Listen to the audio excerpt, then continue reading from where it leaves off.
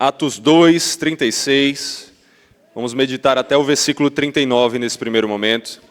E a palavra do Senhor diz assim: Portanto, toda a casa de Israel esteja absolutamente certa de que este Jesus, que vocês crucificaram, Deus o fez Senhor e Cristo. Quando ouviram isso, ficaram muito comovidos e perguntaram a Pedro e aos demais apóstolos: Que faremos, irmãos? Pedro respondeu: Arrependam-se e cada um de vocês seja batizado em nome de Jesus Cristo para a remissão dos seus pecados.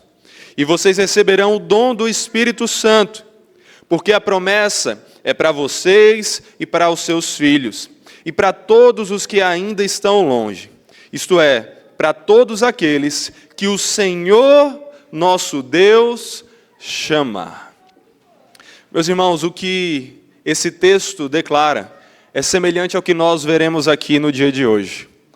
Assim como nesse texto, pessoas ouviram o Evangelho, reconheceram que eram pecadoras, se arrependeram dos seus pecados, e entendendo que Cristo é o único que pode nos salvar, que Cristo é o nosso perdão dos pecados, e que é pela fé e pela fé somente que nos unimos a Ele, as pessoas querem, em obediência a esse mesmo Cristo, a esse Jesus e Senhor, se batizarem conforme Ele ordenou, e assim continuarem vivendo para a glória desse Deus.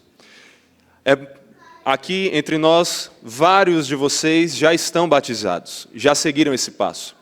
Mas nós veremos hoje outras pessoas também dando esse passo aqui conosco. E eu quero que nós olhemos, antes de tudo, para a palavra, para que quando nós participarmos desse momento, quando esse momento acontecer aqui, não haja má compreensão do que vai ser feito. Mas que as pessoas entendam qual é o verdadeiro significado do batismo. O que é que o batismo significa? E para descobrirmos isso, nós precisamos olhar para a palavra. Precisamos buscar na própria palavra a resposta sobre o que é o batismo. E pensando nisso, eu quero responder aqui com vocês 5 perguntas importantíssimas sobre o batismo. O que é o batismo? Para quem é o batismo? Como é feito o batismo? Por que é feito o batismo? E o que deve ser feito depois do batismo? Então, antes de tudo, nós precisamos entender qual é a definição bíblica, o que a própria palavra diz ser o batismo. Quando nós olhamos para esse ato tão belo, nós vemos que ele tem um significado especial. Mas qual é o significado? De uma forma muito bonita, alguém já disse que o batismo simplesmente expressa o conteúdo verbal do Evangelho de forma não verbal. O batismo é a representação visual do Evangelho. Nós ouvimos a palavra e no batismo nós vemos ela ser obedecida, ela acontecer diante dos nossos olhos. Mas por que isso? Por causa do significado dele, o que ele realmente significa. E aqui, a nossa confissão de fé, a Confissão de Fé Batista de 1689, nos dá uma resposta muito boa sobre o que é o batismo. Ela diz assim: o batismo é uma ordenança do Novo Testamento, ordenada por Jesus Cristo, sendo para a pessoa batizada um símbolo de sua comunhão com Ele em sua morte e ressurreição, de sua união com Ele, e da remissão dos pecados, e da sua consagração a Deus, através de Jesus Cristo, para viver e andar em novidade de vida. Além disso, o Catecismo Batista, na pergunta de número 100, acrescenta: o batismo é uma santa ordenança em que a lavagem com água, em nome do Pai, do Filho e do Espírito Santo, simboliza nossa união com Cristo, nossa participação nos benefícios do pacto da graça e nosso compromisso de sermos do Senhor. Você percebe a riqueza que é o batismo? Percebe quanto o batismo significa? Não é só entrar num numa banheira com água, ou em um rio, ou em qualquer coisa desse tipo. Não é só uma lavagem. O batismo tem um significado extremamente profundo. E quando nós olhamos para a Escritura, nós percebemos isso. E precisamos entender realmente o que cada uma dessas coisas que ele simboliza apontam para a nossa vida. O batismo, resumidamente, dentre outras coisas, significa a união com Cristo, a regeneração, o nascer de novo, a remissão, o perdão de pecados e a consagração, o viver para Deus. Em primeiro lugar, o batismo aponta para essa união com Cristo. Sabe por quê? Porque quando nós estamos nos batizando, não estamos dizendo apenas que fomos justificados do nosso pecado. Estamos dizendo que aquele que nos justificou, que nos declarou justos, pela justiça dele, não nossa, porque a nossa é pecadora, nos levou à condenação pelas nossas próprias ações, mas aquele que nos justificou, sendo o único que é bom e que cumpriu toda a lei, ele não somente perdoou os nossos pecados e nos justificou, ele se fez um conosco, ele nos chamou para participar com ele do que é a vida eterna, ele nos deu união com ele. O batismo significa essa união com Cristo, significa que nós hoje fazemos parte da família de Deus, somos irmãos de Cristo, irmãos de Jesus, somos filhos de Deus. E por que isso? Por causa da obra de Jesus, por causa do amor do Pai, por causa da ação do Espírito que nos transforma. O batismo, então, aponta para essa união. Gálatas, capítulo 3, versículo 26 diz: pois todos vocês são filhos de Deus, mediante a fé em Cristo Jesus. Porque todos vocês que foram batizados em Cristo, de Cristo se revestiram. Quem foi batizado em Cristo, quem está em Cristo, se revestiu de Cristo. Está unido a Ele de tal maneira que é como se hoje não fôssemos mais vistos por nós mesmos e pelas nossas próprias obras, mas quando Deus perfeito, Pai Celeste, olha para nós, Ele não vê mais em nós os nossos pecados, Ele não vê mais em nós a nossa natureza que merece a condenação, mas porque fomos vestidos de Cristo, unidos a Ele de tal maneira, Ele vê a Jesus em nós. E é por isso, e somente por isso, que nós estamos salvos. Porque é Jesus que habita em nós. Ele está unido a cada um de nós, de tal maneira que o Pai não nos vê como nós realmente somos pecadores, mas Ele nos vê como justos, porque Jesus é justo.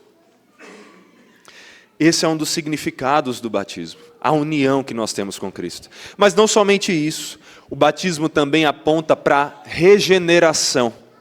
Regeneração significa o gerar vida novamente, o ter vida de novo, o nascer de novo. O batismo aponta para um novo nascimento. Se você está em Cristo, você não nasceu apenas naturalmente do seu pai e da sua mãe.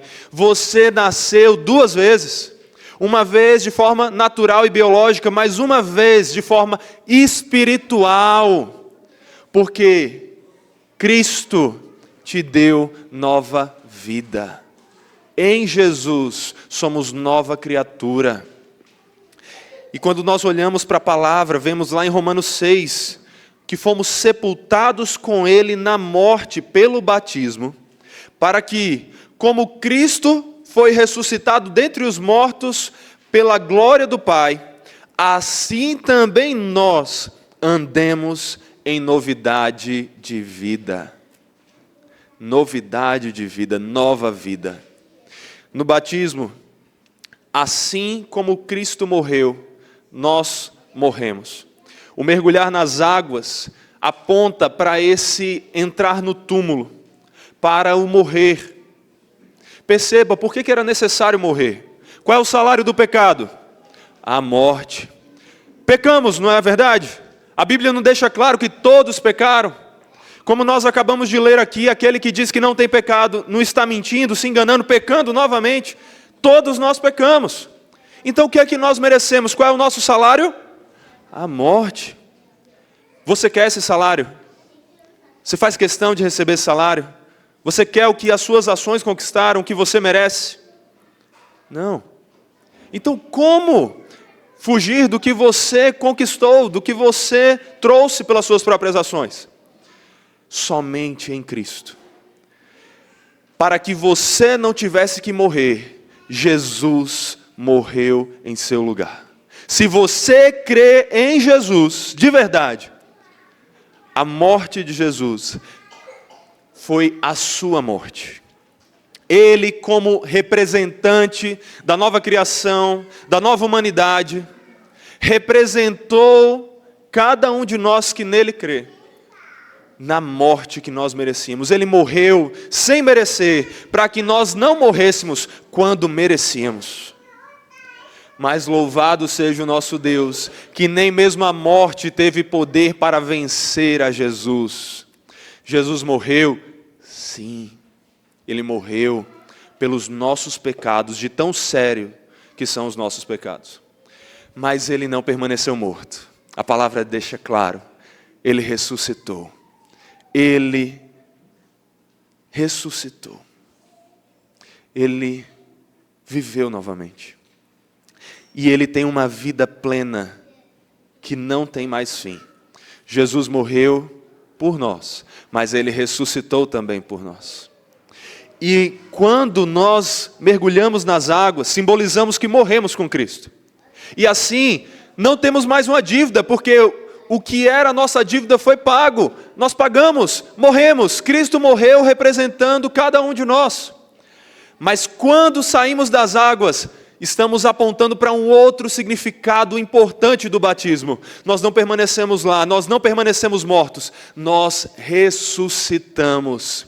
Assim como Cristo morreu, mas ressuscitou, no batismo simbolizamos que morremos para o pecado, mas vivemos novamente para Deus.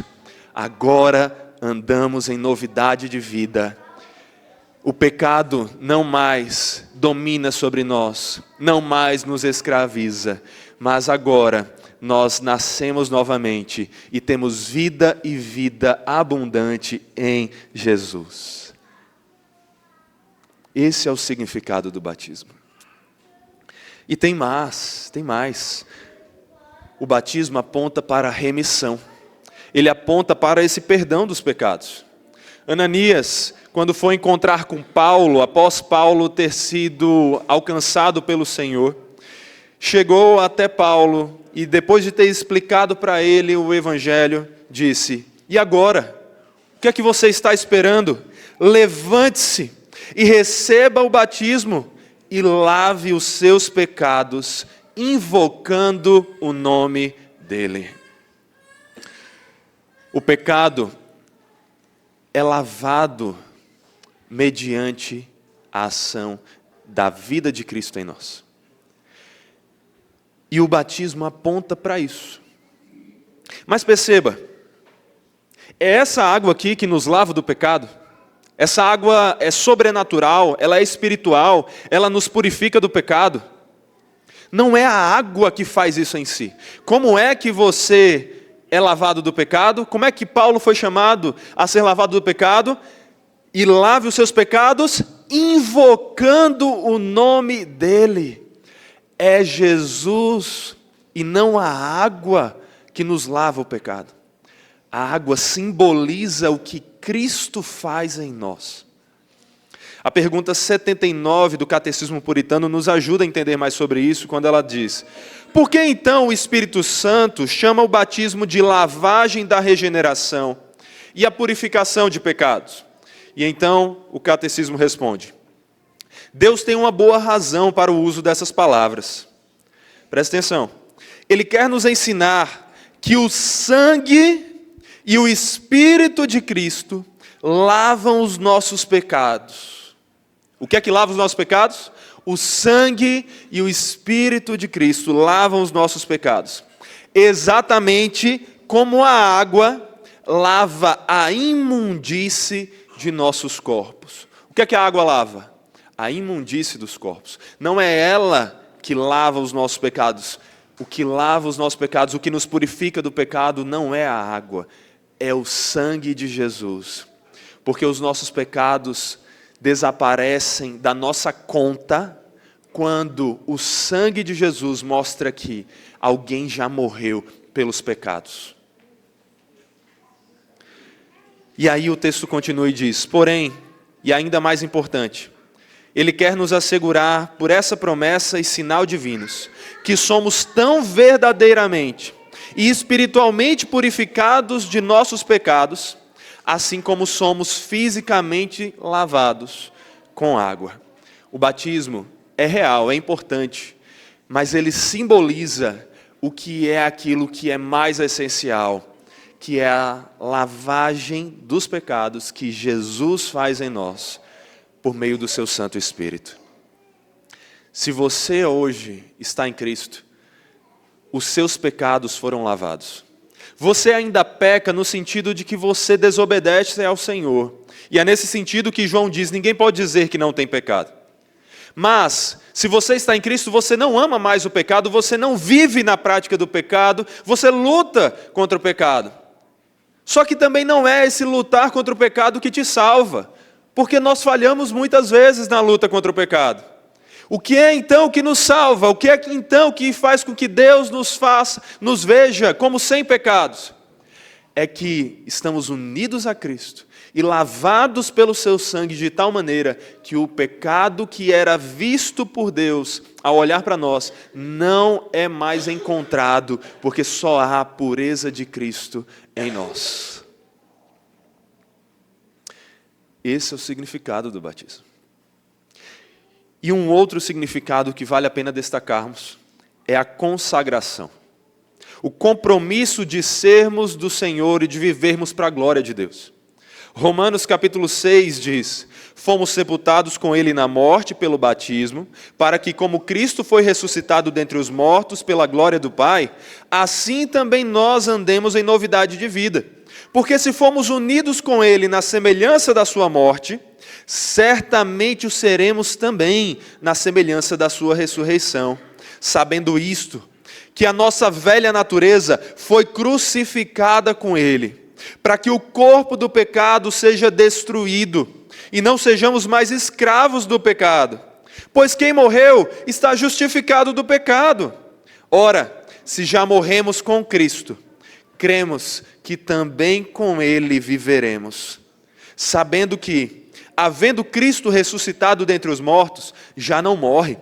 A morte já não tem domínio sobre Ele. Pois quanto a ter morrido, de uma vez e para sempre morreu para o pecado. Mas quanto ao viver, vive para Deus. Assim também, vocês considerem-se mortos para o pecado, mas vivos para Deus em Cristo Jesus. O ser perdoado dos pecados não é o fim da história. Você não busca Jesus só para que os seus pecados sejam pagos. Essa é apenas uma parte. Importante, o pagamento da dívida, mas não é o todo. Após a dívida ser paga, você é chamado a participar de graça da família do Deus amoroso. E a viver com esse Deus, capacitado por Ele mesmo, glorificando a Ele em todas as coisas e se satisfazendo na vontade dEle. É por isso que 2 Coríntios capítulo 5 diz: e Ele, Jesus, morreu por nós, para que os que vivem não vivam mais para si mesmos, mas para aquele que por eles morreu e ressuscitou. Se você crê em Cristo, crê em Jesus de verdade, Ele morreu por você. Mas Ele não morreu em você para que você viva para si mesmo, para que você continue vivendo como se o que importasse fosse só a sua vontade, para que você continue pensando apenas nos seus sonhos. O que eu quero? O que eu quero fazer quando eu terminar a faculdade? Qual trabalho eu quero agora para crescer na vida? Como é a próxima casa que eu quero morar? Essas coisas são pequenas. Não foi para isso que Cristo morreu por você. Cristo morreu por você para que você agora viva para Ele. E não tem coisa melhor do que viver para Jesus.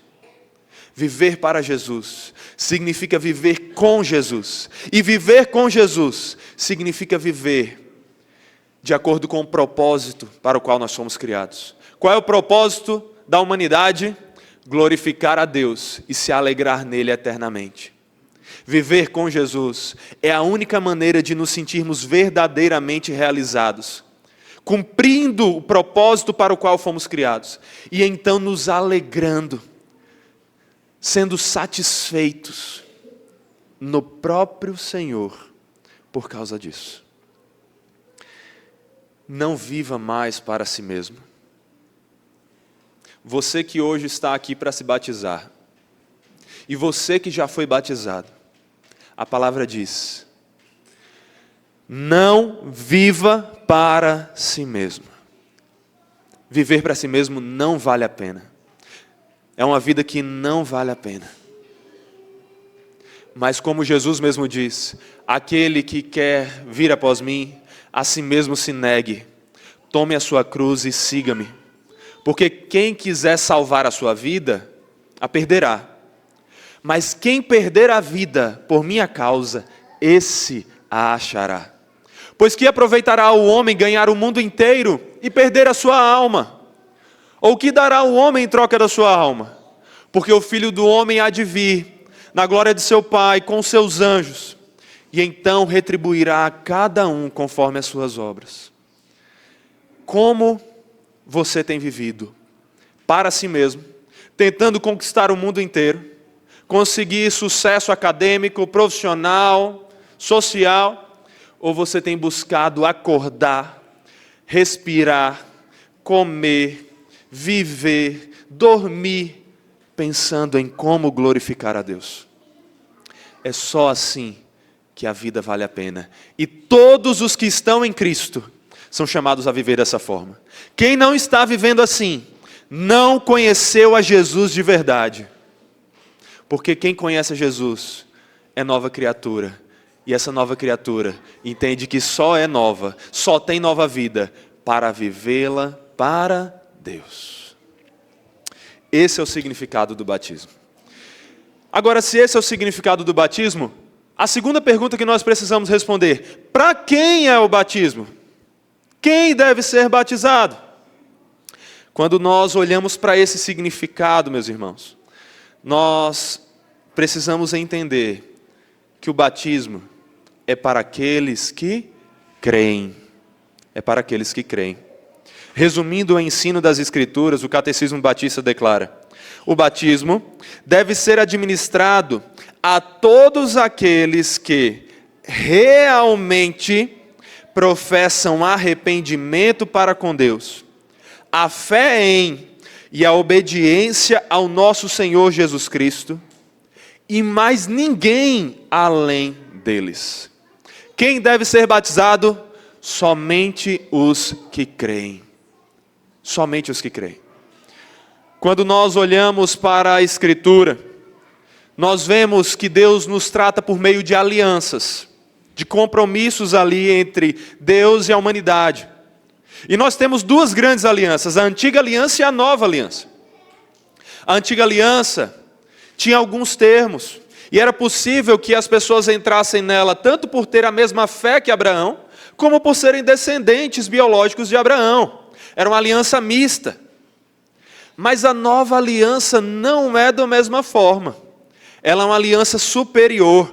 E é por isso que Hebreus 8, ao citar Jeremias 31, falando na nova aliança, vai dizer: eis aí vem dias, diz o Senhor, e firmarei nova aliança com a casa de Israel e com a casa de Judá. Não segundo a aliança que fiz com os seus pais, no dia em que os tomei pela mão para os tirar da terra do Egito. Pois eles não continuaram a minha aliança, e eu não dei atenção a eles, diz o Senhor. Porque esta é a aliança que farei com a casa de Israel depois daqueles dias, diz o Senhor. Imprimirei as minhas leis na mente deles, e as inscreverei sobre o seu coração. E eu serei o seu Deus, e eles serão o meu povo. E não ensinará jamais cada um ao seu próximo, nem cada um ao seu irmão, dizendo: conheça o Senhor, porque todos me conhecerão, desde o menor até o maior deles. Pois para com as suas iniquidades usarei de misericórdia, e dos seus pecados jamais me lembrarei. A nova aliança que foi estabelecida pelo sangue de Cristo, conforme Ele mesmo declara, é uma aliança com aqueles que têm a lei de Deus na mente e no coração. O que é isso, senão a linguagem que a Bíblia usa para regeneração, para uma nova vida, para uma mudança de mente, a conversão? Somente aqueles que têm a lei do Senhor, a vontade do Senhor no coração, ao invés de meramente externo, é que fazem parte da nova aliança. Mas tem mais, a aliança é com aqueles que experimentam perdão dos pecados. Os que estão nessa nova aliança já tiveram seus pecados perdoados. Quem é que teve os pecados perdoados segundo a própria Escritura? Aqueles que creem, que foram convertidos, que têm nova vida. E é nesse sentido que ninguém mais precisará ensinar ao outro que faz parte da aliança, dizendo: conheço o Senhor, porque todos os que fazem parte da nova aliança são do Senhor, conhecem o Senhor. E então, com quem é a nova aliança? Com os crentes. Agora eu te pergunto, o batismo é um sacramento de que aliança? Da nova ou da antiga? Da nova. A circuncisão era da antiga, e então fazia sentido que ela fosse dada a todos aqueles que faziam parte da antiga aliança. Tanto aqueles que então entravam na aliança por ter a mesma fé que Abraão, como aqueles que entravam na aliança por ser descendência biológica de Abraão. Mas e a nova aliança? Com quem ela é feita? Com os que creem. E o batismo é de que aliança? Da nova. Então a quem o batismo deve ser dado? A quem faz parte da nova aliança, ou seja, aos que creem. E é por isso que nós vemos a Escritura sempre relacionar a fé, o crer, ao batismo. Mateus 3,6 diz: e confessando os seus pecados, eram batizados por ele no Rio Jordão. Para alguém confessar os pecados de verdade, é preciso que ele creia. Atos 2,38, Pedro respondeu: arrependam-se, e cada um de vocês seja batizado em nome de Jesus Cristo, para a remissão dos seus pecados, e vocês receberão o dom do Espírito Santo. Para então ser batizado, o que é que Pedro chamou as pessoas a fazerem? Arrependam-se. Para se arrepender dos pecados é necessário crer. Atos 8,36, seguindo pelo caminho, chegaram a certo lugar onde havia água. Então o eunuco disse: eis aqui água, o que me impede que eu seja batizado? Filipe respondeu: é lícito, se você crê de todo o coração. Então ele disse: creio que Jesus Cristo é o Filho de Deus. E então ele foi batizado. Atos ainda, do versículo 8 do capítulo 18, diz: Crispo, chefe da sinagoga, creu no Senhor com toda a sua casa. Também muitos dos coríntios, ouvindo, creram e foram batizados. Está vendo como a crença sempre é colocada antes do batismo? E ainda há muitas outras passagens que nós poderíamos citar. Mas o que nós conseguimos concluir a partir de tudo isso é que o batismo é para quem? Para aqueles que creem de verdade. Por isso que quem se batizou sem crer, não teve um batismo reconhecido. Não teve um batismo de verdade. O batismo de verdade é para aqueles que creem. Ok. Agora, algumas outras perguntas mais rápidas de responder, mas também muito importantes. E como é que é feito o batismo? Jesus, quando instituiu o batismo como uma ordenança para toda a sua igreja, ele disse, lá em Mateus 28, versículo 19, portanto, vão e façam discípulos de todas as nações, batizando-os em nome do Pai, do Filho e do Espírito Santo, ensinando-os a guardar todas as coisas que tenho ordenado a vocês. E eis que estou com vocês até o fim dos tempos. A partir desse texto, meus irmãos, nós aprendemos 3 características essenciais do batismo. A mais óbvia que a gente pode tirar rapidamente aqui é que o batismo deve ser feito em nome do Pai, do Filho e do Espírito Santo. É assim que o próprio Senhor Jesus ordenou. Mas tem mais. Percebe que quando Jesus dá essa ordem, a quem ele dá essa ordem? Ele dá essa ordem aos seus discípulos. Ele dá essa ordem àqueles que são seus seguidores. E ele diz: aqueles que vocês batizarem, que vocês estejam ensinando, que vocês anunciem o evangelho fazendo discípulos, ide fazer discípulos, e então batizem. Para alguém ser batizado, ele precisa ser o que então? Discípulo. E para alguém ser discípulo, de discípulo, o que é que tem que acontecer com essa pessoa? Ela tem que fazer parte de uma igreja saudável. Porque se ela não faz parte de uma igreja saudável, quem é o discípulo de Jesus que vai apontar para ela qual é o caminho? E se não é uma igreja saudável, como é que ele vai apontar o caminho certo? É necessário que essa igreja, onde a pessoa é batizada, seja uma igreja que prega o evangelho. Portanto, uma crença aqui que a gente já consegue tirar também é que a igreja que batiza tem que ser uma igreja saudável. E a última que nós precisamos enfatizar, inclusive como talvez a mais importante, é crer no evangelho. Não há como você batizar adequadamente se você está batizando alguém que não crê. O batismo tem que ser a quem crê, porque quem é batizado é quem é discípulo. Portanto, quais são as 3 características de um batismo correto? É um batismo que foi feito a quem crê no evangelho, a pessoa foi batizada crendo, ela foi batizada numa igreja saudável, e ela foi batizada em nome do Pai, do Filho e do Espírito Santo. É assim que um batismo tem que ser feito. E aí, a próxima pergunta: por que o batismo tem que ser feito? Uma resposta muito clara que a gente pode dar é: Jesus ordenou. Manda quem pode, obedece quem tem juízo. Essa já é uma verdade que você poderia ter como suficiente. A Bíblia nos mostra que Jesus ordenou que todos os que fossem seu discípulo fossem batizados. O texto que nós lemos da grande comissão de Mateus 28 disse isso: ide, façam discípulos e os batizem. Então Jesus foi aquele que ordenou o batismo, ele que instituiu. Mas além disso, com todos esses significados que o batismo tem, ele é um testemunho do evangelho diante do mundo. Porque quando você se batiza, você está testemunhando diante das pessoas à sua volta que você crê em Jesus e que você está unido com Ele, que você é alguém que foi regenerado, que você teve a remissão, o perdão dos pecados e que você está consagrado a viver para a glória de Deus. O batismo, então, também é algo que deve ser feito porque ele prega o Evangelho, ele testemunha o Evangelho de forma visual. E além disso, quando nós olhamos para o testemunho da própria Escritura, nós vemos que esse era o caminho natural de quem cria. Quando nós olhamos para Atos 2,41, está escrito: então, os que aceitaram a palavra de Pedro foram batizados, havendo um acréscimo naquele dia de quase 3.000 pessoas. Atos 8,12. Quando, porém, deram crédito a Filipe, que os evangelizava a respeito do reino de Deus e do nome de Jesus Cristo, iam sendo batizados, tanto homens como mulheres. O que é que nós aprendemos aqui? Que o caminho natural de todo aquele que crê em Jesus é procurar ser batizado.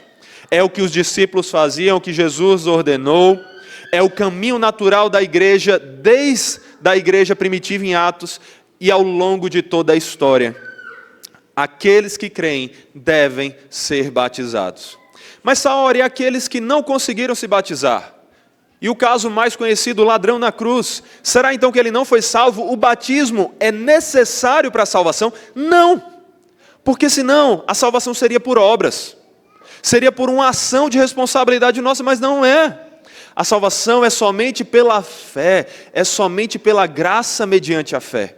O batismo, como nós aprendemos, não é o que nos purifica do pecado, o que nos purifica é Jesus. A Bíblia diz que aquele que crê será salvo. A crença em Cristo, que é inclusive um dom de Deus, é o que nos une a Ele de tal maneira que somos perdoados e salvos. O batismo não salva. O ladrão da cruz é um testemunho disso. Jesus disse: hoje mesmo estarás comigo. E não disse: se você conseguir descer da cruz e for batizado, hoje você estará comigo. Ele não colocou condição. Aquele homem não foi batizado. E mesmo assim, Jesus garante: hoje estarás comigo. E aqueles que vivem em países onde o evangelho é perseguido, que têm dificuldade de conseguir se reunir para fazer o que nós estamos fazendo aqui, e que muitas vezes nem valorizamos, pegando no sono, cansados, sem prestar atenção no culto. Meus irmãos, quando nós somos chamados a viver para a glória de Deus, nós somos chamados a ser batizados. E esse é o caminho que nós devemos buscar. Mas aqueles que não conseguem, que tentam e não conseguem, esses, se creem em Jesus de verdade, serão salvos. Então, com isso a gente aprende: o batismo deve ser feito? Sim, todo verdadeiro cristão tem que buscar se batizar. Quem é um verdadeiro cristão e diz: eu não quero me batizar, está pecando. Mas quem é verdadeiro cristão e não conseguiu se batizar antes de morrer, mesmo assim, se cria em Cristo, é salvo. Por fim, meus irmãos, a última pergunta que nós temos que responder aqui: o que é que deve ser feito depois do batismo? O batismo não é o fim da história. O batismo marca o começo. O batismo é o início da caminhada cristã. Ele simboliza essa nova vida que nós recebemos. Quando nós somos batizados, nós somos chamados a continuar vivendo e vivemos para a glória de Deus. É por isso que o catecismo puritano, resumindo o ensino das Escrituras, diz: é dever dos que são corretamente batizados entregarem-se a alguma igreja de Jesus Cristo, ordenada e local, de modo que andem em todos os mandamentos e preceitos do Senhor, sem ter do que se envergonhar. Assim como era natural aqueles que creem serem batizados, era natural, nós vemos na própria Escritura, eles se tornarem parte de uma igreja local. Eles se reunirem numa comunidade específica. Igreja local é isso. É uma igreja que não é na internet, não é no metaverso. É uma igreja onde você vem presencialmente, olha para as pessoas à sua volta, tem contato com elas, as ama, é amado por elas, serve, é servido. É uma igreja onde você ouve a palavra, uma igreja onde você louva a Deus e não aos homens. É uma igreja onde você caminha junto com seus irmãos. Todo aquele que verdadeiramente crê tem que ser batizado, e todo aquele que é batizado tem que fazer parte de uma igreja. Porque, inclusive, se não faz parte da igreja, como é que ele vai cumprir a parte do batismo, que é a consagração, o dedicar-se a Deus, o viver em obediência a Deus, se ele não vai ser capaz de cumprir várias das ordenanças do Senhor, porque não está numa igreja local? Porque, afinal de contas, quando nós olhamos, por exemplo, para os alélons, os uns aos outros, aconselhai-vos mutuamente, orem uns com os outros, louvem juntos. Como é que eles vão fazer isso se não numa igreja local? Para que eles sejam obedientes, então, nesse aspecto também, eles são chamados a fazer parte de uma igreja e ali servirem. E esse é o caminho que nós vemos em Atos. Atos 2, versículos 41 a 47 diz: então, os que aceitaram a palavra de Pedro foram batizados, havendo um acréscimo naquele dia de quase 3.000 pessoas. E então, acabou a história? Não. Versículo 42. E perseveravam na doutrina dos apóstolos, e na comunhão, e no partir do pão, e nas orações. Em cada alma havia temor, e muitos prodígios e sinais eram feitos por meio dos apóstolos. Todos os que criam estavam juntos, e tinham tudo em comum. Vendiam as suas propriedades e bens, distribuindo o produto entre todos à medida que alguém tinha necessidade. Diariamente perseveravam unânimes no templo, partiam pão de casa em casa e tomavam as suas refeições com alegria e singeleza de coração, louvando a Deus e contando com a simpatia de todo o povo. Enquanto isso, o Senhor lhes acrescentava dia a dia os que iam sendo salvos. Esse é o caminho natural de um cristão: crer, ser batizado e viver numa comunidade local para a glória de Deus, em obediência, amando e cuidando do próximo, amando e cuidando das pessoas à sua volta. Esse é um mandamento do Senhor e um privilégio para nós. Uma coisa não anula a outra. Fazer parte de uma igreja é um privilégio, é uma bênção. Nós temos experimentado isso aqui. Essa igreja tem experimentado isso, pela graça do Senhor. E, por mais que seja um privilégio, é também uma ordenança. Nós temos que fazer parte. A igreja não é opcional, todo verdadeiro cristão tem que fazer parte de uma igreja saudável. É tanto que Hebreus 10, 25 diz: não deixemos de nos congregar como é costume de alguns. Pelo contrário, façamos admoestações, ainda mais agora que vocês veem que o dia se aproxima.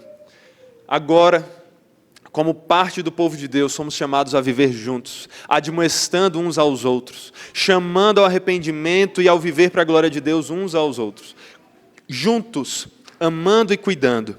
E esse é o caminho natural que você, se é cristão, tem que seguir. E que algumas irmãs, que daqui a pouco serão batizadas, também testemunharão diante de nós. Pessoas que creram no Evangelho, que entenderam o significado do Evangelho e que querem então manifestar visualmente o Evangelho por meio do batismo, sendo batizadas em nome do Pai, do Filho e do Espírito Santo. Esse é um chamado para essas pessoas, mas para você que já foi batizado, é uma importante lembrança que você tem que guardar no coração. Não desperdice o Evangelho, não desperdice o seu batismo. Lembre-se daquele dia que você foi batizado. Lembre-se da consagração ao Senhor.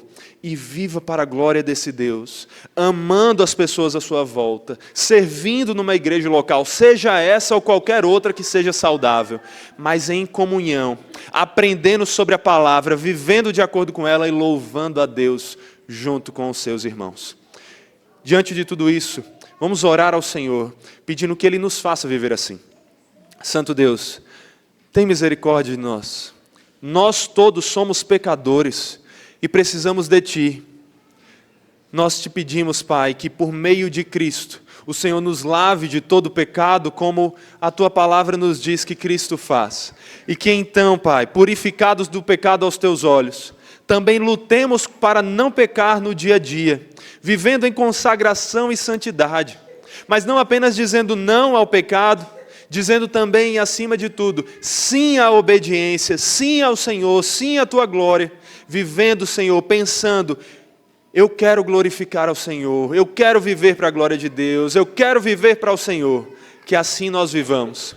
E que capacitados pelo Teu Santo Espírito, que é quem aplica todas essas bênçãos em nossa vida, que assim sejamos fiéis, e que com irmãos amados, numa igreja local saudável, nós vivamos isso, enquanto aguardamos o dia em que veremos face a face aquele que morreu por nós e aquele que nos ordenou o batismo e o viver em comunidade, aguardando a sua volta. Jesus Cristo, nosso Senhor. Que assim, em nome dEle, o Senhor ouça a nossa oração e nos faça viver para a Tua glória. Em nome de Jesus, amém. Amém.